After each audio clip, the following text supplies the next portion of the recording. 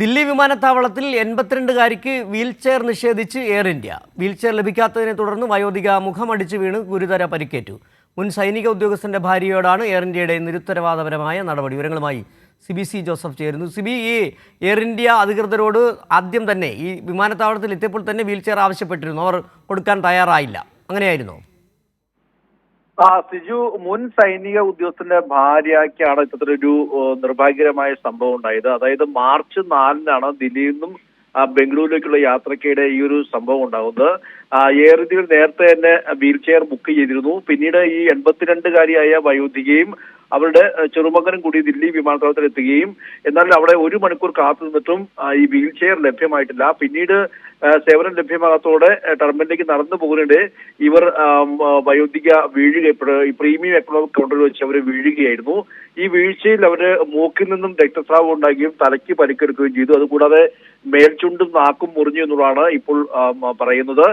ഈ പെട്ടെന്ന് ഇവർക്ക് ചികിത്സ ലഭിക്കുകയോ അല്ലെങ്കിൽ പെട്ടെന്ന് ആരും സഹായിക്കാൻ പോലും തയ്യാറായില്ലെന്നും ചെറുമകളായ പരുൾ കൻവർ അവർ എക്സിലൂടെ ഈ ഒരു വിവരം പങ്കുവയ്ക്കുമ്പോഴാണ് പുറംലോകം അറിയുന്നത്. ഇവർ പറയുന്നത് കുറെ നേരത്തിന് ശേഷമാണ് ഒരു പ്രാഥമികമായ വൈദ്യസഹായം പോലും എയർപോർട്ടിൽ ലഭിച്ചത്. പിന്നീട് ഈ വീഴ്ചയുടെ വലിയ ആഘാതത്താൽ തലച്ചോറ് രക്തസ്രാവം ഉണ്ടാകാനുള്ള സാധ്യത കണക്കിലെടുത്ത് ബംഗളൂരുവിൽ തന്നെ ഒരു ഇന്ത്യൻ എയർഫോഴ്സിന്റെ ആശുപത്രിയിൽ പ്രവേശിപ്പിച്ചു. ഇപ്പോൾ അവർ ICUവിലാണ്.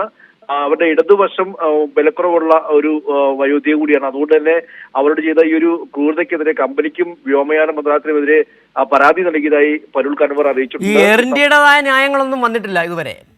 ഇതിൽ എയർ ഇന്ത്യ പ്രതികരിച്ചിരിക്കുന്നത് സംഭവത്തിൽ ദുഃഖം രേഖപ്പെടുത്തിയ മാത്രമല്ല ഈ വയോധിക വേഗം സുഖം പ്രാപിക്കട്ടെ, ഇതിനെ ഗൗരവമായി കാണുന്നു എന്നല്ല നിലയും എയർ ഇന്ത്യ പ്രതികരിച്ചിട്ടുണ്ട്. പക്ഷേ എങ്കിൽ പോലും കൃത്യമായ നടപടിയും അന്വേഷണവുമാണ് വേണ്ടതെന്ന് ഈ എയർ ഇന്ത്യക്കെതിരെ യുവതിയും എക്സിൽ തന്നെ പ്രതികരിക്കുകയും ചെയ്തിട്ടുണ്ട്.